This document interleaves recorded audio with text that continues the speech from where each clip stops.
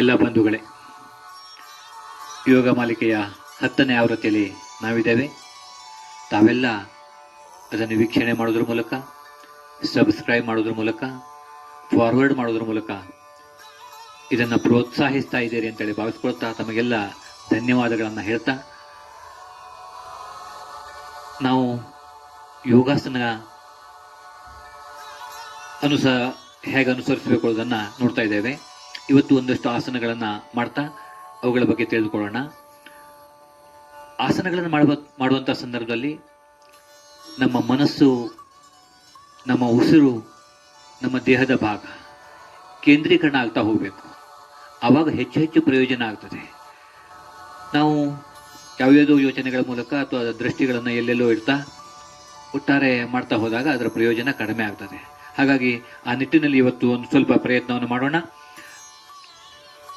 ಕುಳಿತಲ್ಲಿ ಒಂದೆರಡು ಆಸನಗಳನ್ನು ಮಾಡ್ಕೊಳ್ಳೋಣ. ನೋಡಿ, ಒಂದು ಗೋಮುಖಾಸನ ಅಂತ ಬರ್ತದೆ.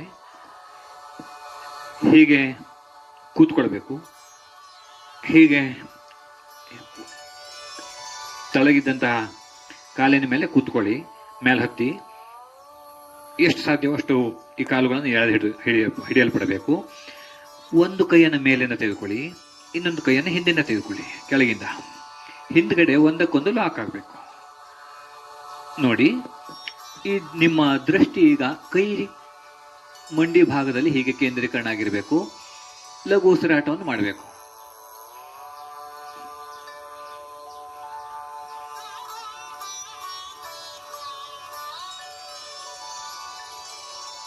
ಒಂದು 10 ಸೆಕೆಂಡ್, 15 ಸೆಕೆಂಡ್, 20 ಸೆಕೆಂಡ್ ತನಕ ಅದೇ ಸ್ಥಿತಿಯಲ್ಲಿ ಉಳಿಬೇಕು. ನಿಧಾನವಾಗಿ ವಾಪಸ್ಸು ಬರಬೇಕು. ಒಂದು ಭಾಗದಿಂದ ಮಾಡಿದ ಮೇಲೆ ಇನ್ನೊಂದು ಭಾಗಕ್ಕೆ ಅದೇ ರೀತಿಯ ಕ್ರಿಯೆಗಳನ್ನು ಮಾಡೋದಕ್ಕೆ ಪ್ರಯತ್ನಿಸಬೇಕು. ಚೆನ್ನಾಗಿ ಕಾಲನ್ನು ಎಳ್ಕೊಳ್ಳಿ. ಇನ್ನೊಂದು ಕೈಯನ್ನು ಅದೇ ರೀತಿಯಲ್ಲಿ ತೆಗೆದುಕೊಳ್ಬೇಕು. ದೃಷ್ಟಿ ಮಂಡಿಯ ತುದಿಗೆ ಕೇಂದ್ರೀಕರಣ ಆಗಿರಲಿ.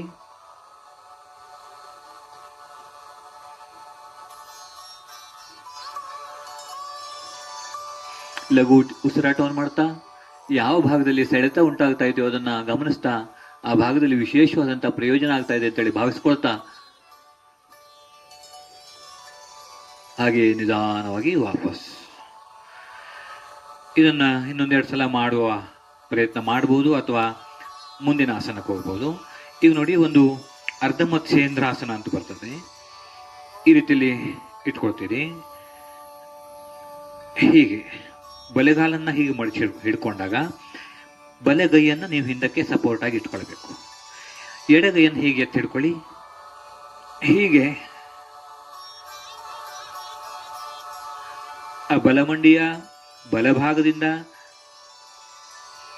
ಈ ರೀತಿ ಕೈಯನ್ನು ಹಿಡ್ಕೊಂಡು ಅದೇ ಕಾಲಿನ ಪಾದವನ್ನು ಹಿಡ್ಕೊಳ್ಬೇಕು. ಹಿಂದ್ಗಡೆ ನೋಡಬೇಕು. ಈಗ ಉಸಿರು ಪೂರ್ಣ ಪ್ರಮಾಣದಲ್ಲಿ ಒಮ್ಮೆ ಖಾಲಿ ಮಾಡಿಕೊಂಡು ಅಲ್ಲಿ ಲಘು ಉಸಿರಾಟವನ್ನು ಮಾಡ್ತಾ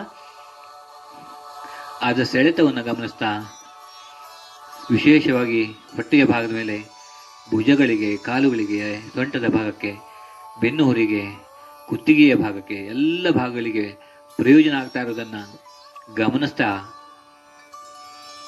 ಒಂದು 10 ರಿಂದ 15 ಸೆಕೆಂಡ್ ಅದೇ ಸ್ಥಿತಿಯಲ್ಲಿ ಲಘು ಉಸಿರಾಟವನ್ನು ಮಾಡ್ತಾ ನಿಧಾನವಾಗಿ ಮತ್ತು ವಾಪಸ್ ಉಸಿರನ್ನು ತುಂಬಿಕೊಳ್ತಾ ವಾಪಸ್ ಬನ್ನಿ. ಒಂದು ಭಾಗಕ್ಕೆ ಮುಗಿಸಿದ ಮೇಲೆ ಇನ್ನೊಂದು ಭಾಗಕ್ಕೆ ಅದೇ ರೀತಿಯ ಕ್ರಿಯೆಗಳನ್ನು ಕೊಡಬೇಕು. ಉಸಿರನ್ನು ತುಂಬಿಕೊಳ್ತಾ ಈ ಸ್ಥಿತಿ ಹೋಗ್ತಾ ಹೋಗಿ, ಈಗ ಉಸಿರು ಖಾಲಿ ಮಾಡ್ತಾ ಹೋಗ್ತಾ ಹೋಗಿ. ಹೀಗೆ ಇಟ್ಕೊಂಡಿದ್ದೀರಿ. ಹಿಂದಕ್ಕೆ ಎಷ್ಟು ಸಾಧ್ಯ ಅಷ್ಟು ತಿರುತ್ತಾ ಪೂರ್ಣ ಪ್ರಮಾಣದಲ್ಲಿ ಉಸಿರು ಖಾಲಿಗೊಳಿಸ್ತಾ ಇದ್ದೀರಿ. ಈಗ ಲಘು ಉಸಿರಾಟವನ್ನು ಮಾಡಬಹುದು ಅಥವಾ ಹಾಗೆ ಹಿಡ್ಕೊಳ್ಬಹುದು. ಒಂದು ಕಡೆ ದೃಷ್ಟಿಯನ್ನು ಕೇಂದ್ರೀಕರಣ ಮಾಡ್ಕೊಳ್ಳಿ. ಅಲ್ಲೇ ನೋಡ್ತಾ ಇರಬೇಕು.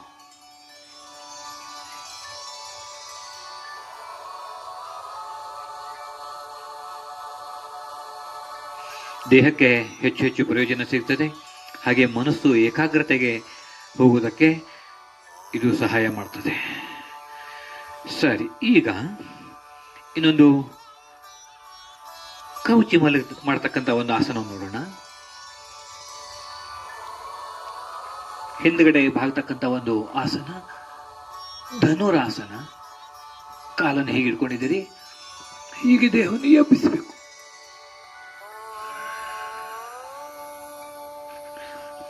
ಉಸಿರು ಖಾಲಿ ಮಾಡ್ತಾ ಕೆಳಕ್ಕೆ ಹೋದರೆ ಉಸಿರು ತುಂಬಿಕೊಳ್ತಾ ಮೇಲಕ್ಕೆ ಬರಬೇಕು. ಕಾಲನ್ನು ಹಿಂದಕ್ಕೆ ತಳ್ಳಲ್ಪಟ್ಟಾಗ ದೇಹ ಬಿಲ್ಲಿನಂತೆ ಬಾಗ್ತದೆ. ಎಷ್ಟು ಸಾಧ್ಯವಷ್ಟು ಮೇಲಕ್ಕೆ ನೋಡಿ ತಲೆಯನ್ನು ಹೀಗೆ ಎತ್ತರಿಸಿಕೊಂಡು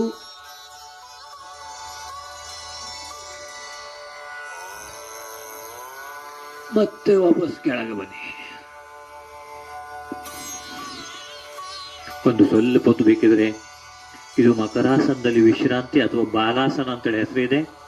ಇದರಲ್ಲಿ ವಿಶ್ರಾಂತಿಯನ್ನು ಪಡ್ಕೊಳ್ಳಿ.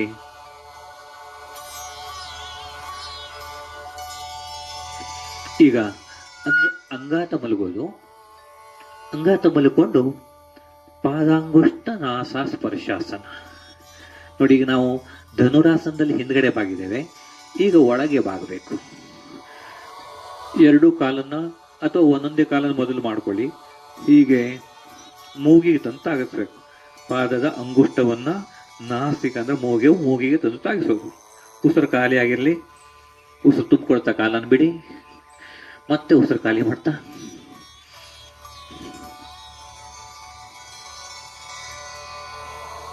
ಈಗ ಎರಡು ಕಾಲನ್ನು ಸೇರಿಸ್ಕೊಂಡು ಇದೇ ರೀತಿ ಉಸಿರು ಖಾಲಿಗೊಳಿಸ್ತಾ ಮೂಗಿಗೆ ಎರಡು ಕಾಲುಗಳನ್ನು ತಂದು ತಾಗಿಸಿ ಗಟ್ಟಿಯಾಗಿ ಹಿಡಿಯಲ್ಪಡಬೇಕು. ಒಂದು 10 ಸೆಕೆಂಡು ಲಘು ಉಸಿರಾಟವನ್ನು ಮಾಡ್ತಾ ಅದೇ ಸ್ಥಿತಿಯಲ್ಲಿ ಉಳಿರಿ. ಎಲ್ಲ ಸೆಳೆತಗಳನ್ನು ಗಮನಿಸಿ.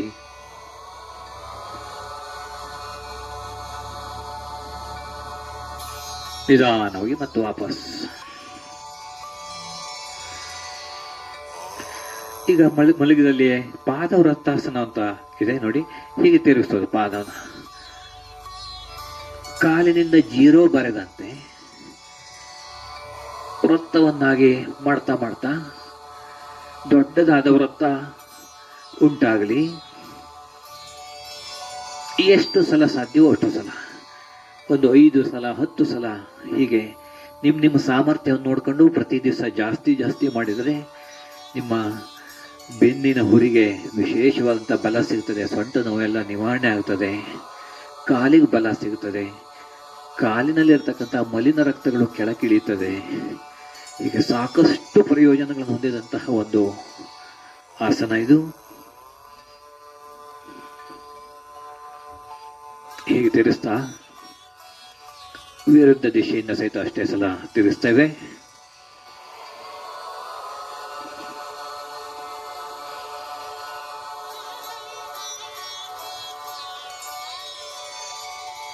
ಈಗ ಎರಡು ಕಾಲಿನಿಂದ ನಿಧಾನವಾಗಿ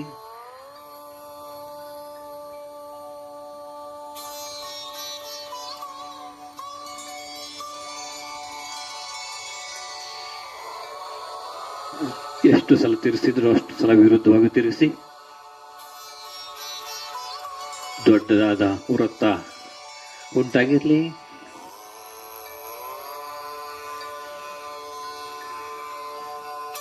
ನೋಡಿ, ಒಂದು 10 ಸೆಕೆಂಡ್ 15 ಸೆಕೆಂಡ್ ವಿಶ್ರಾಂತಿಯನ್ನು ಹೊಂದಿ. ಆರಾಮ ಅನ್ನಿಸ್ತಾ ಇದೆ. ದೇಹಕ್ಕೆ ವಿಶೇಷವಾದಂಥ ಪ್ರಯೋಜನ ಆಗ್ತಾ ಇದೆ. ಉಸಿರಾಟ ಕ್ರಿಯೆ ವೇಗಗೊಂಡು ಪ್ರಾಣಾಯಾಮ ಸಹಿತ ಆಗ್ತಾ ಇದೆ. ಈಗ ಒಂದು ಮರ್ಕಟಾಸನ.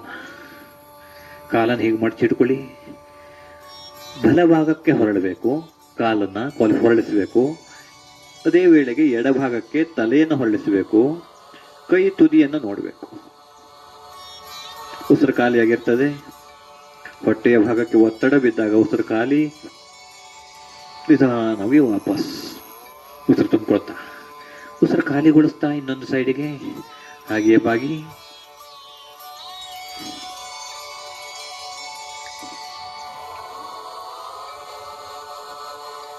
ನೋಡಿ, ಮರ್ಕಟಾಸನ ಮಾಡೋದ್ರಿಂದ ಮುದುಕರೇ ಆಗೋದಿಲ್ಲಂತೆ. ನೋಡಿ, ಇದು ಒಂದು ಹಂತ ಆಯಿತು. ಇನ್ನೊಂದು ಹಂತ, ಕಾಲು ಪಾದವನ್ನು ದೂರ ಇಟ್ಕೊಂಡಿದ್ದೇನೆ ನಾನೀಗ. ಈಗ ಬಲಮಂಡಿಯನ್ನು ಎಡೆ ಪಾದದ ಹತ್ರ ತೆಗೆದುಕೊಂಡು ಹೋಗ್ತಾ ಇದ್ದೇನೆ. ಹಾಗೆ ವಿರುದ್ಧ ದಿಕ್ಕಿಗೆ ತಿರುಗ್ತಾ ಇದ್ದೇನೆ. ಉಸಿರು ಖಾಲಿಗೊಳಿಸ್ತಾ ದೃಷ್ಟಿಯನ್ನ ಕೈ ತುದಿ ಕೇಂದ್ರೀಕರಣ ಮಾಡಿದ್ದೇನೆ. ಮತ್ತು ವಾಪಸ್ ಉಸಿರು ತುಂಬಿಕೊಳ್ತಾ ಇನ್ನೊಂದು ಸೈಡಿಗೆ ಅದೇ ಕ್ರಿಯೆ.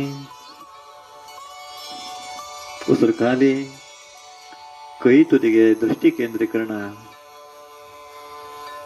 ಆದ ಎಲ್ಲ ಪ್ರಯೋಜನಗಳನ್ನು ಗಮನಿಸ್ತಾ ಸೆಳೆತ ಉಂಟಾಗುವುದನ್ನು ಅನುಭವಿಸ್ತಾ ಖುಷಿ ಪಡ್ತಾ